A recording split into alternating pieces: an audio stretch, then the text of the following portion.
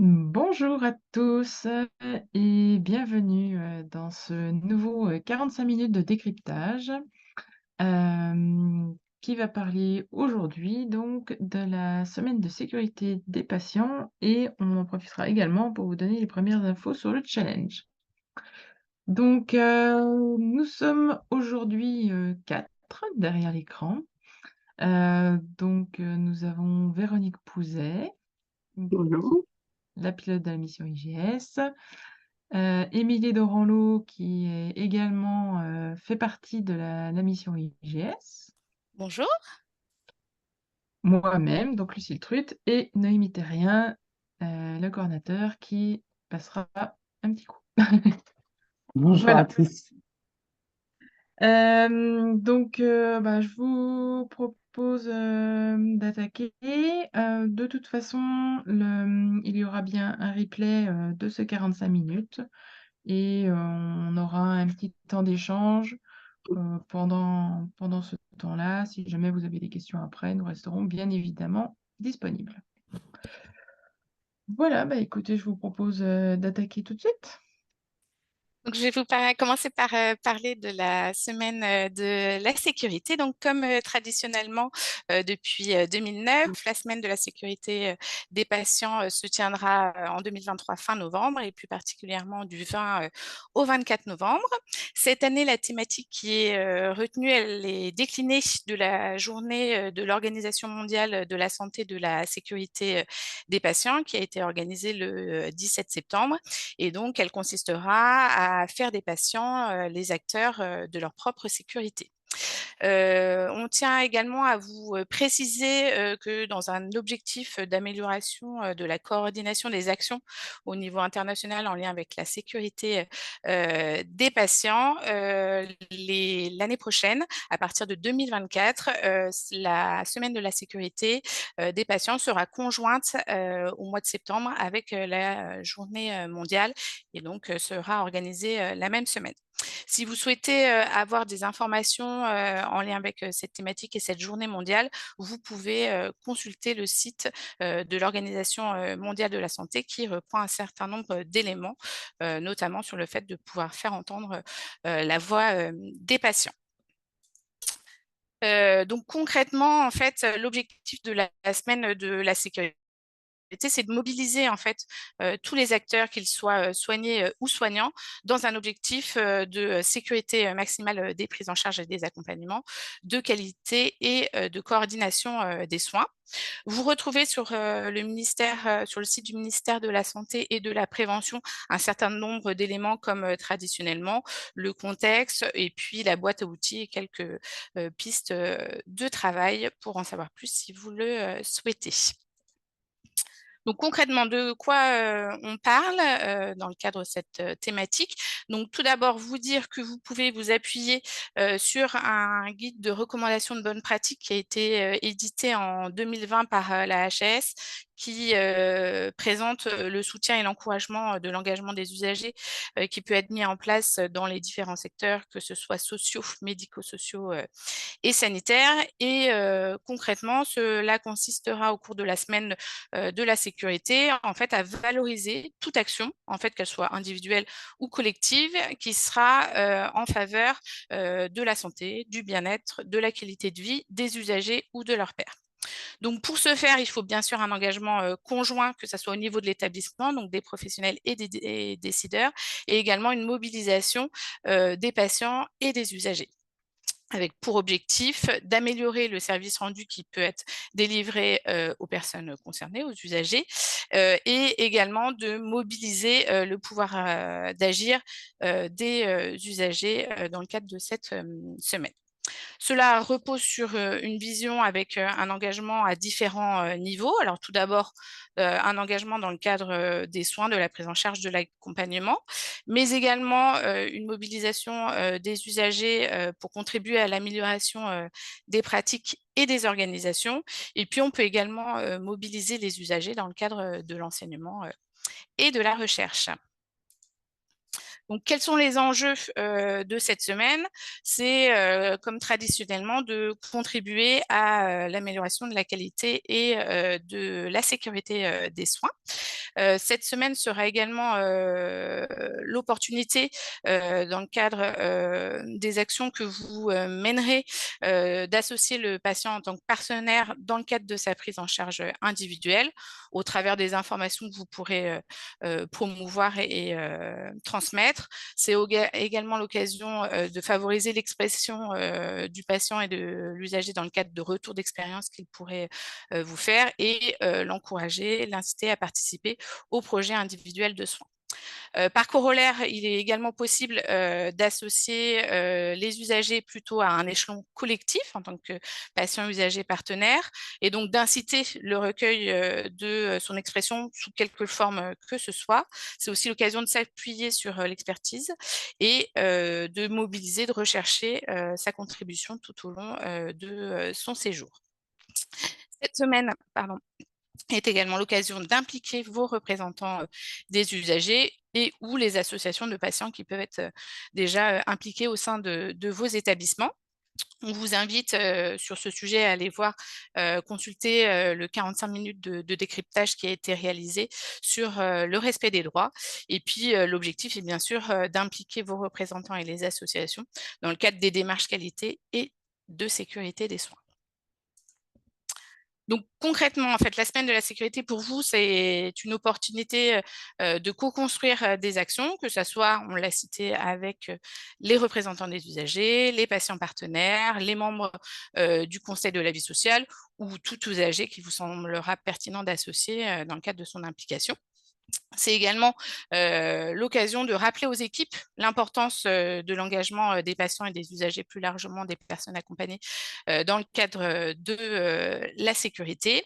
C'est l'occasion par corollaire de sensibiliser les patients, les personnes, les proches, tout ce qui est aidant sur leur place dans leur propre sécurité.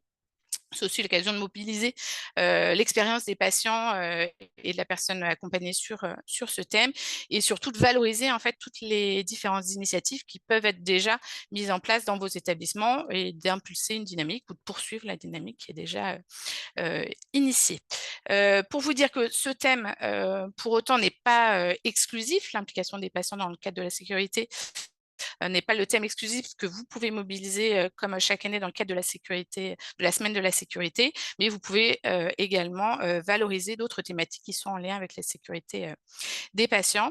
Et également vous rappeler qu'il existe une journée européenne des droits des patients qui a lieu le 18 avril et que donc cette semaine de la sécurité peut s'inscrire en complémentarité. Voilà ce qu'on pouvait vous dire un petit peu sur les enjeux de la semaine de la sécurité, et je vais laisser Lucile vous présenter des exemples d'actions et de s'associer. Alors, donc effectivement, on va vous montrer des outils que vous pouvez mobiliser en lien avec le thème de cette année, mais pas que. Mais du coup, le premier outil sur lequel on voulait vraiment faire un zoom, c'est la campagne, alors en anglais, What Matters to You, ou en français, en francophone, Qu'est-ce qui est important pour vous? Voilà, qui est vraiment le recueil des attentes des usagers. Mais du coup, je pense que Noémie va peut-être pouvoir vous en dire un petit peu plus parce qu'elle connaît bien cette campagne-là. C'est une prise rapide de parole de Lucille, mais elle va rapidement la reprendre à suivre.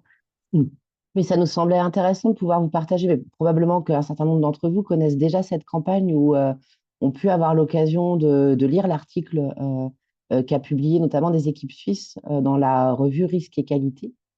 C'est une campagne internationale qui est existante depuis pas mal d'années, puisque elle a été mise en œuvre à partir de 2014.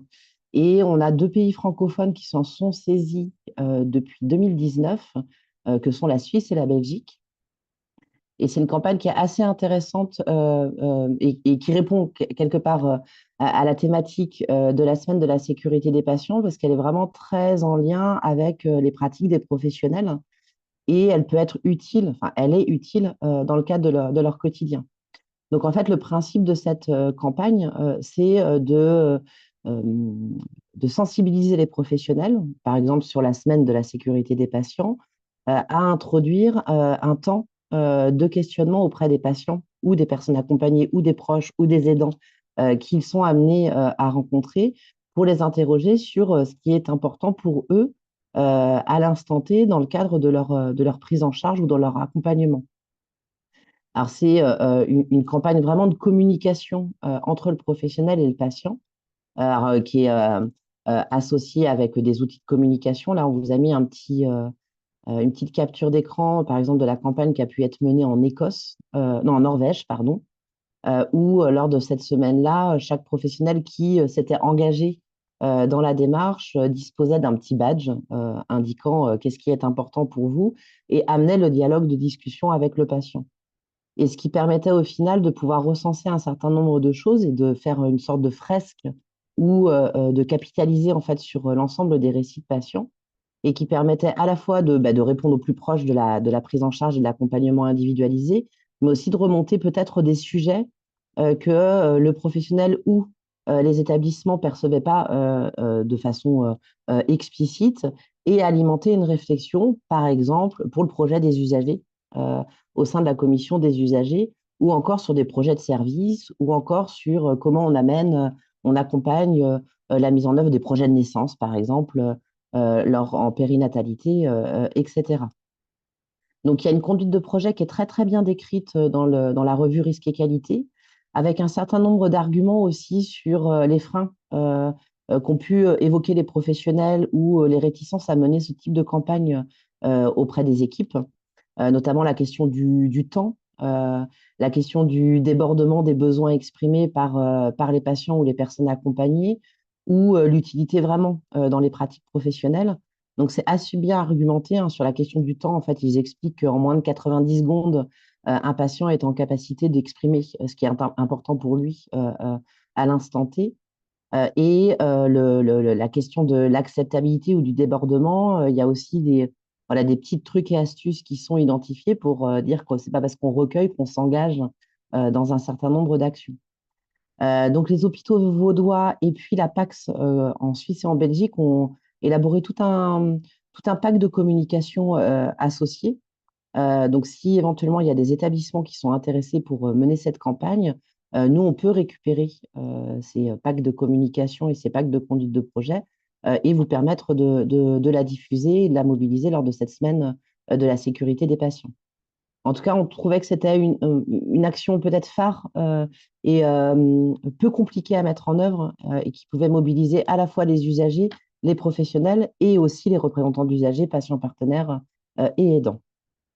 Voilà pour le petit focus sur la campagne. Qu'est-ce qui est important pour vous? Merci Noémie pour le focus. Mais je vous rassure, je ne vais pas passer mon temps à donner la parole. Je vais les garder un peu. Voilà, pour vous dire que voilà, on a fait vraiment le focus sur ces outils-là, mais on peut vraiment approcher cette semaine avec différents points de vue, différentes thématiques sur l'implication des usagers, des patients. Et il y a ben, voilà, le rôle dans la sécurisation sous l'angle de l'identité, sous l'angle du traitement, sous l'angle travail en équipe, parce que le patient fait partie d'une équipe de soins. Pour ça, donc on a des petits outils en plus. Si je veux bien la diapo suivante, s'il te plaît, Mie. Voilà. Sur Identito, vous avez plusieurs petites affiches. Là, on vous a mis un exemple pour sensibiliser les professionnels et les usagers sur l'identifiant national de santé, pardon. Pour tout ce qui est médicaments, on vous renverra vers le site de l'Omidit qui a pas mal d'outils, entre autres orientés patients. Mais voilà, sur ça, ils ont vraiment une grosse base de ressources qui peut qui peut vous servir.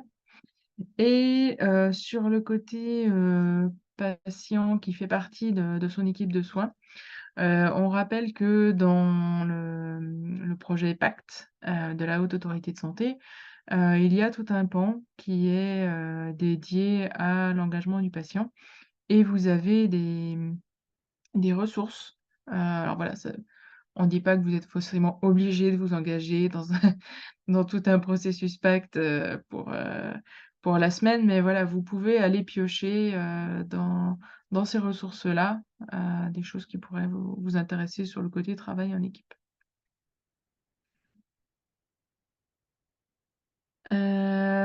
Autre, petite idée, alors celle-là, plus simple, mais toujours intéressante. Pareil, ce sont des outils de la Haute Autorité de Santé, qui sont la méthode FAIRE-DIRE. Donc c'est un pour ceux qui connaissent pas déjà, c'est une méthode de communication sécurisée avec le patient qui permet de s'assurer que le patient a bien compris en lui demandant de reformuler, ce qui lui a été expliqué.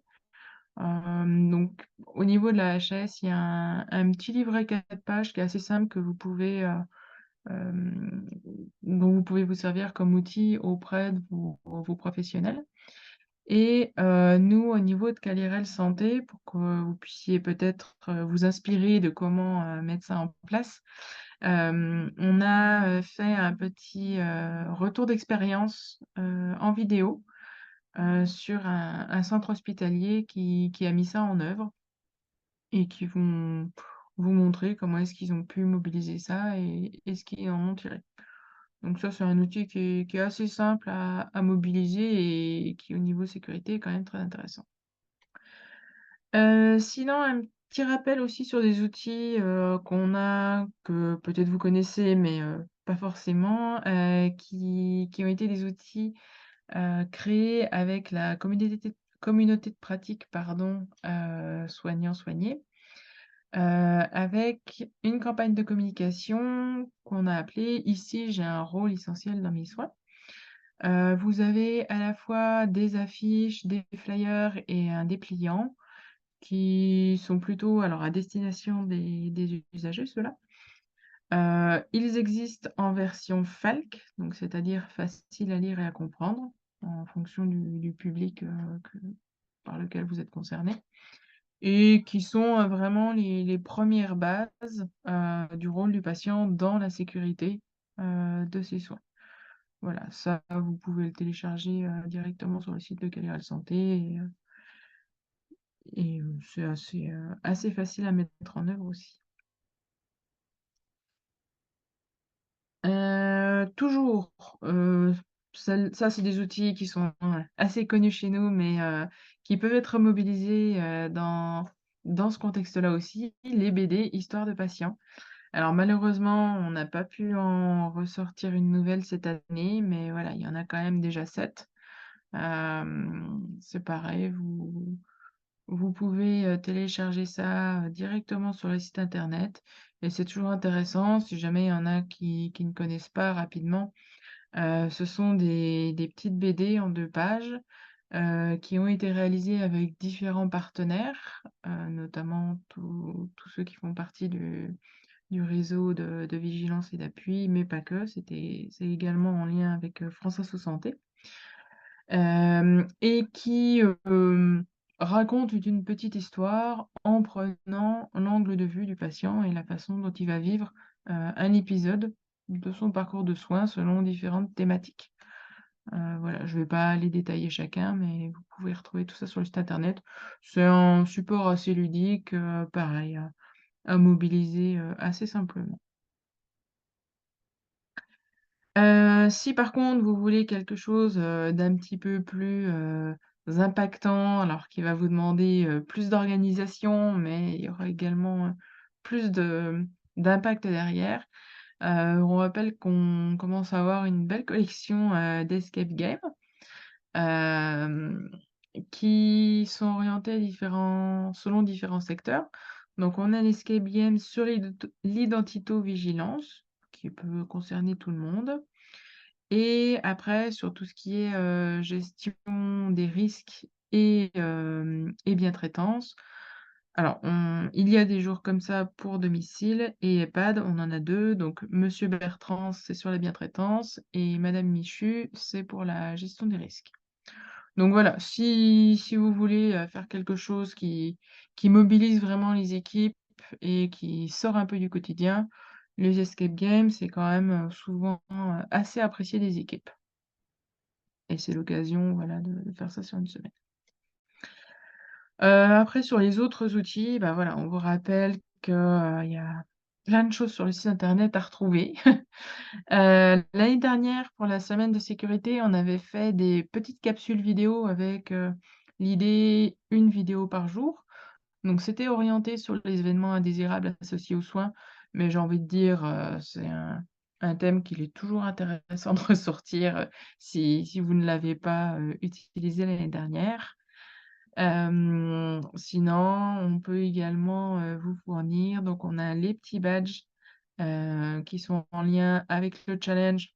On vous en parlera bientôt, mais pas que. Voilà, si jamais vous avez besoin, on peut vous en fournir si ça vous est utile avec vos équipes et le petit kit, communication et animation de groupe pour travailler sur le travail en équipe. Voilà, quelque chose d'assez ludique aussi, qui sort du contexte des soins. Peut-être des fois, vos équipes, ont peut-être besoin de faire un pas de côté, parce que là, c'est un outil qui est dans l'environnement d'un ranch. Donc voilà, si vous sentez qu'ils ont besoin de sortir d'un peu d'autre chose et de se remettre un peu en équipe, ça peut être un outil à mobiliser à ce moment-là aussi.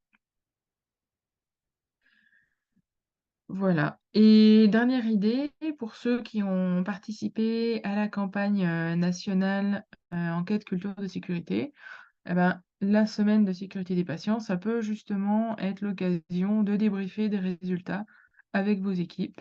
Voilà, leur présenter quels ont été les résultats, pour votre établissement et entre guillemets, ce que vous allez pouvoir en faire et ce qu'ils imaginent pouvoir améliorer ou conserver, enfin voilà. C'est Ça peut être toujours l'occasion. Pour ce qui est, de l'enquête de manière générale, vous aurez, plus d'informations, lors du webinaire régional de restitution qui est organisé le 19 octobre. Voilà. Du coup, on voulait vous proposer, de nous raconter, vous aussi peut-être, si vous avez déjà, prévu des choses, si vous avez déjà des ressources que vous avez identifiées dont on n'aurait pas parlé ici et que vous souhaiteriez, partager aux autres participants. Alors pour le moment, vos micros sont coupés, mais vous pouvez, lever la main et on vous active le micro ou sinon il y a toujours le chat bien évidemment, hein, mais il y en a qui ont déjà commencé. Donc voilà, je vous laisse, proposer si vous avez des choses à partager.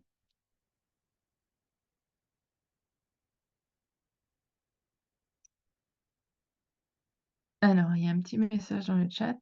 À l'EPSM de la Sarthe, nous venons d'acter avec les membres de la CDU et les représentants d'usagers souhaitent promouvoir les directives anticipées en psychiatrie. Oui, effectivement, directives anticipées, c'est un sujet. Oui, un beau C'est un- projet.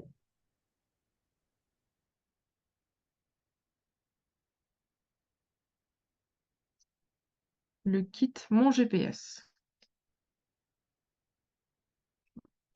Toujours les directives anticipées, c'est effectivement un outil que vous pouvez mobiliser.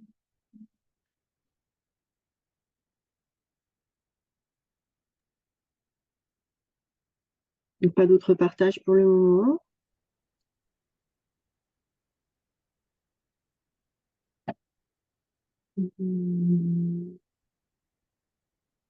Non? Bon. Non. Si vous pensez à quelque chose, n'hésitez pas à nous le signaler. Oui. De toute façon, on fera comme l'année dernière, donc sur le site de Calirel, on a mis à jour la page sur la semaine de sécurité et vous pourrez nous envoyer un petit message, un petit retour d'expérience pour qu'on fasse la galerie des animations au cours de cette année. Vous pourrez aller voir sur le site internet. On a laissé ce qui a été fait en 2022, donc vous pourrez aller piocher là-dedans aussi. Mais voilà, n'hésitez pas à nous partager en cours de semaine ce que vous aurez organisé. On aime toujours bien pouvoir repartager vos initiatives. Bon, du coup, s'il n'y a pas plus d'idées pour le moment, je vous propose de passer.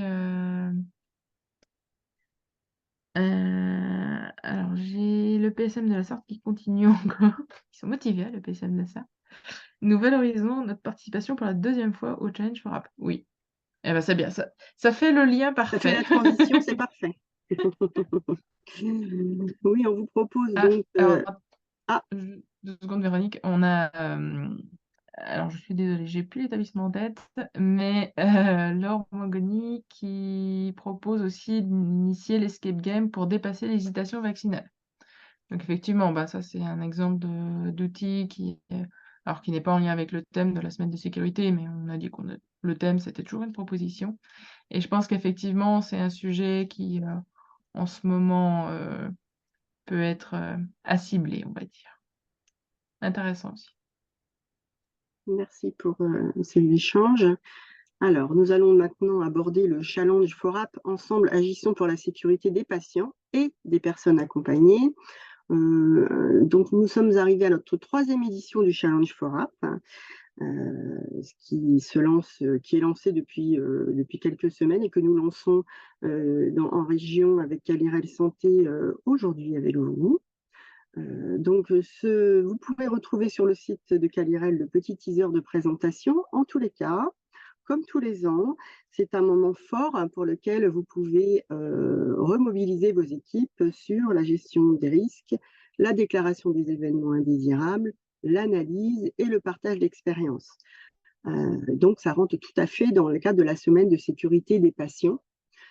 C'est pour ça que le lancement se fait aujourd'hui, comme on vous présente tout un tas d'outils. Alors, il y a des étapes clés et importantes pour ce challenge. La première, c'est bien sûr de s'engager à participer. Et pour ça, vous allez avoir dès ce soir au sein de vos établissements un mail qui va vous être adressé avec un lien pour vous inscrire.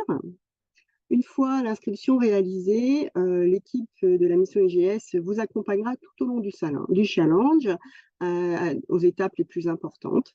En tous les cas, les équipes pourront s'engager à déclarer des événements indésirables associés aux soins au regard de votre dispositif interne de déclaration. À partir du moment où un établissement s'engage, nous, on envoie un certain nombre de petits badges qui vous permettent de mobiliser aussi vos équipes autour de ce partage. Et puis ensuite, dans la période de décembre à mars, une fois que vous aurez réalisé vos déclarations, l'équipe qualité et sécurité des soins de vos établissements pourra s'organiser pour accompagner une analyse d'au moins un événement indésirable associé aux soins. Donc, dans ces cas-là, il y aura encore des causeries et des temps pour vous accompagner. Et puis, cette année, la petite nouveauté, c'est que la période de prise en compte du choix de votre événement peut être entre le 1er septembre 2023 et le 22 décembre 2023. Pourquoi? Parce qu'on s'est rendu compte qu'on a eu l'année dernière des établissements qui se sont inscrits et qui n'ont pas pu, sur la période qui avait été initiée, avoir un événement indésirable associé aux soins à analyser. Donc là, on a élargi un peu pour permettre à chacun de pouvoir participer.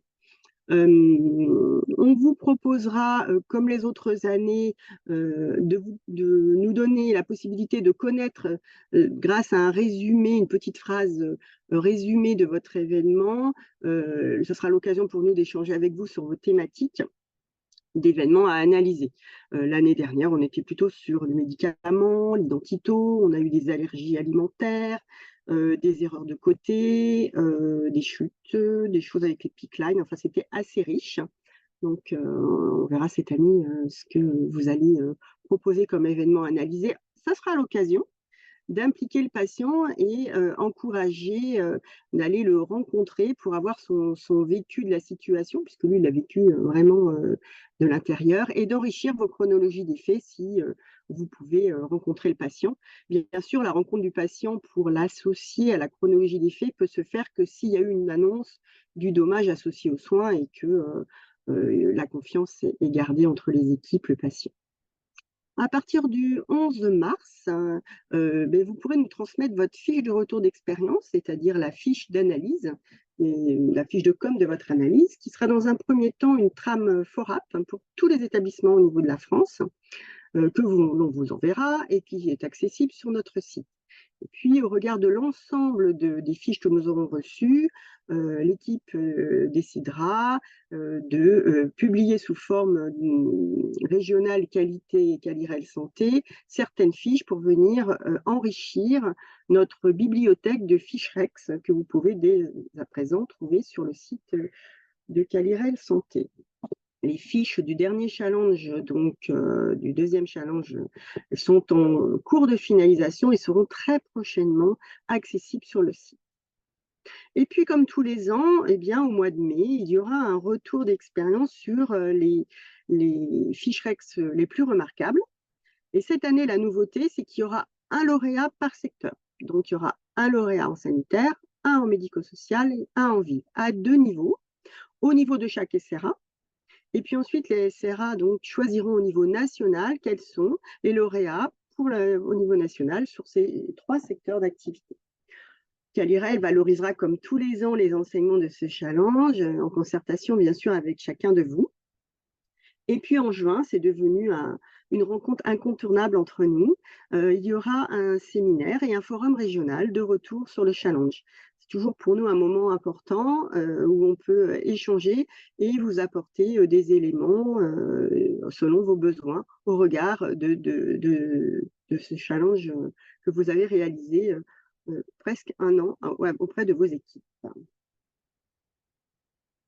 Je vais demander à Émilie. Voilà, merci Émilie pour la diapo suivante. Alors, la question qui s'était posée l'année dernière, c'est comment on fait pour bien sélectionner un EIAS? Alors, vous n'êtes pas obligé d'analyser un EIGS, un événement indésirable grave associé aux soins. Vous pouvez analyser un événement indésirable associé aux soins qui est sélectionné selon, bien sûr, des fiches d'événements indésirables qui sont déclarées au sein de votre établissement, mais qui peuvent être aussi des événements porteurs de risques. Vous pouvez faire une analyse systématique ou ponctuelle de certains dossiers sur des thématiques et choisir un événement associé. Vous pouvez aussi choisir avec d'autres comités de vigilance, hein, ça peut être avec l'identito-vigilance, avec bien sûr le CLUD, l'hygiène, enfin, vous choisissez un événement pour lequel vous pensez qu'il y a un besoin au sein de vos structures. Les récits des patients et des plaintes et réclamations, parfois, sont en lien avec certains EIAS, donc vous pouvez aussi, dans ces cas-là, y associer la parole des patients. Alors, on sélectionne un événement indésirable, donc ça, vous le savez bien, hein, il paraît essentiel de se fixer des priorités. Donc, soit on choisit la gravité seule, soit la fréquence seule, soit la criticité, hein, qui s'est produite grâce à la fréquence par la gravité. Et puis, donc, comme je viens de vous le dire, des priorités pour votre établissement en termes de qualité et de sécurité des soins. Voilà. Merci, Émilie, pour la prochaine diapo. Merci. Alors, l'analyse d'un événement indésirable associé aux soins, on l'a dit, on l'a redit, le patient est acteur de son parcours et bien sûr, lui, il le vit. Il le vit à toutes les étapes et son expérience est à recueillir quand on le peut pour enrichir le déroulé et la chronologie des faits. Vous avez la possibilité de retrouver un document de l'HAS qui peut vous accompagner à la réalisation de cet accompagnement de recueil auprès des patients qui s'appelle « Événements indésirables associés aux soins, l'équipe soignante souhaite recueillir votre témoignage ». Donc, c'est un document qui permet de pouvoir communiquer sur votre démarche et bien la préparer avec les personnes accompagnées ou les patients. Alors l'année dernière, petit retour sur le deuxième challenge, donc on avait une très belle participation au niveau de notre région. 28 établissements se sont inscrits, à la fois du secteur sanitaire et médico-social, dont 5 établissements qui s'étaient inscrits pour la deuxième fois, et on espère les avoir à nouveau pour ce troisième challenge auprès de nous. Au niveau national, c'était 217 établissements ou services inscrits. Au final, au niveau national, il y a eu 111 équipes qui sont allées au bout de leur démarche. Et au niveau régional, nous avons eu 18 fiches REX que nous avons analysées avec vous. Donc ça a permis l'amélioration de la qualité, bien sûr, des analyses. Pour certains, et ça a déjà été l'occasion d'apporter une implication un peu plus particulière du patient dans les récits des faits.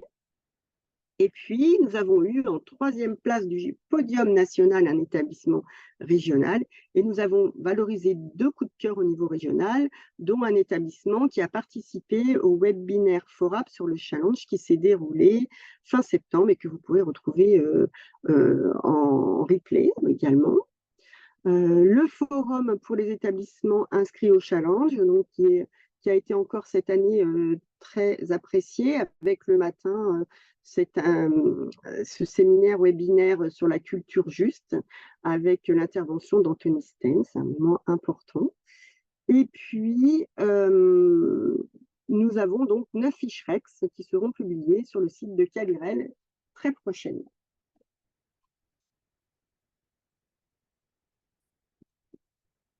Alors, au niveau des autres outils, sur le site du ministère de la Santé et de la Prévention, vous allez retrouver, vous avez certainement l'habitude d'aller rechercher les éléments. Vous avez bien sûr les affiches pour cette nouvelle édition, hein, verte cette année. Un nouveau logo, Semaine de sécurité des patients, que vous voyez en bas là, de la diapo, hein, qui est un peu gris, qui s'intègre facilement un peu partout. Et puis, des mini-affichettes qui ont, je pense, déjà existé, qui ont peut-être été un peu réaménagées sur prenez la parole pour des soins plus sûrs qui sont à destination des patients et des usagers, hein, et qui permet de dire de ne pas hésiter à communiquer. Et puis aussi un document pour les professionnels pour améliorer la communication avec les patients ou les personnes accompagnées, pour susciter le dialogue, bien sûr être dans l'écoute, reformuler et puis agir pour la prévention des événements indésirables associés aux soins. Merci Émilie. Pour la prochaine diapo.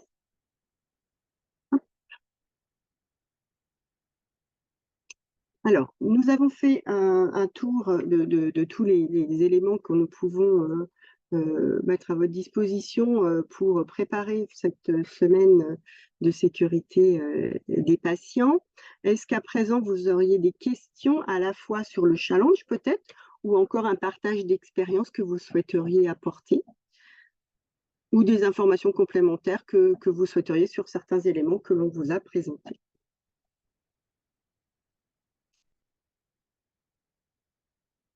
Est-ce que c'est aussi l'occasion pour vous de nous informer sur comment aujourd'hui vous impliquez les patients pour que la voix des patients soit entendue, et ce qui est certainement déjà le cas dans beaucoup de vos établissements? On va peut-être pouvoir ouvrir un petit peu les micros pour ceux qui le souhaitent discuter avec nous un moment.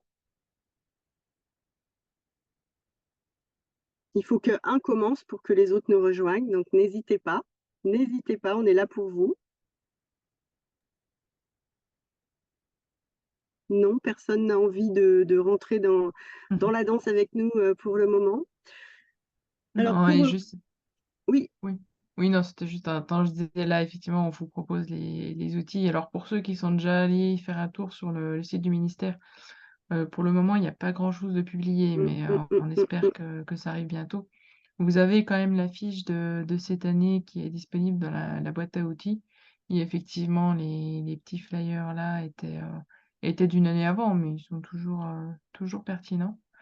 Mais voilà, on espère qu'ils vont rendre ça un peu plus fourni dans les jours et semaines à venir. En ce qui concerne le challenge, donc dès ce soir, on va vous envoyer un mail pour vous proposer de vous inscrire. Dans la foulée, très vite, on vous donnera tout un tas d'informations avec des pas à pas.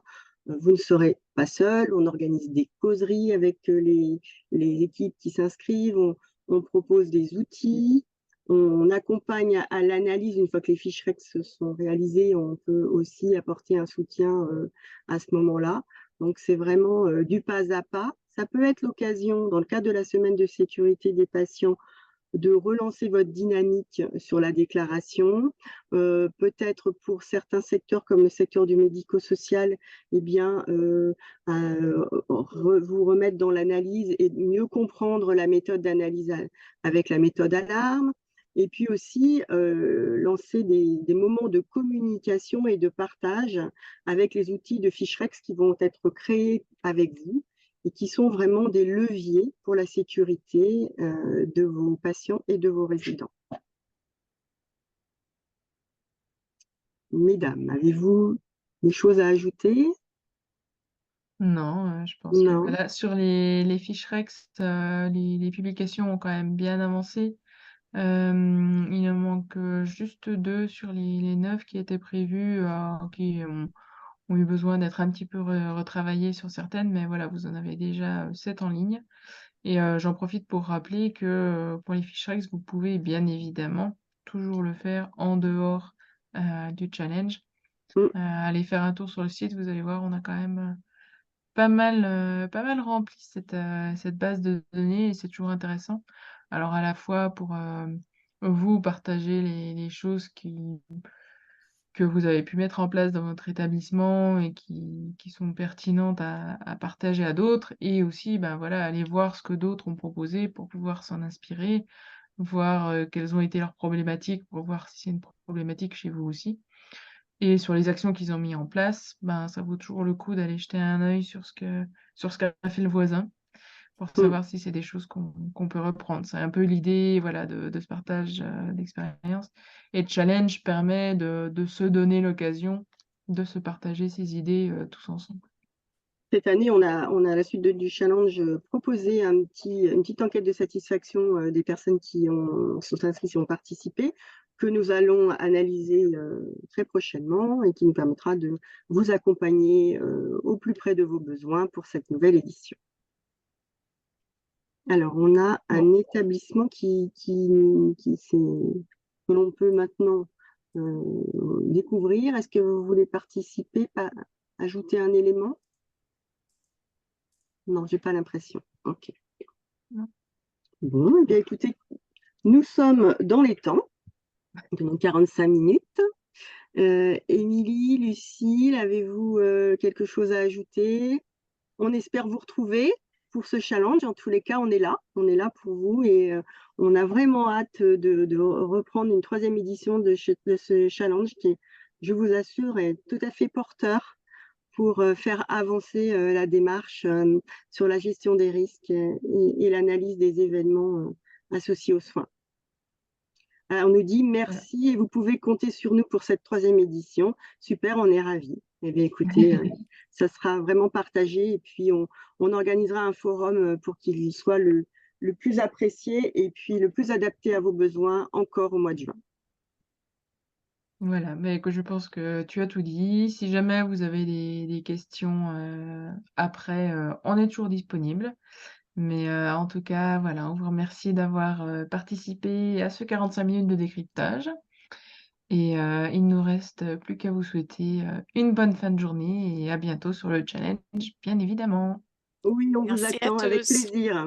À bientôt, au revoir. Merci, à bientôt.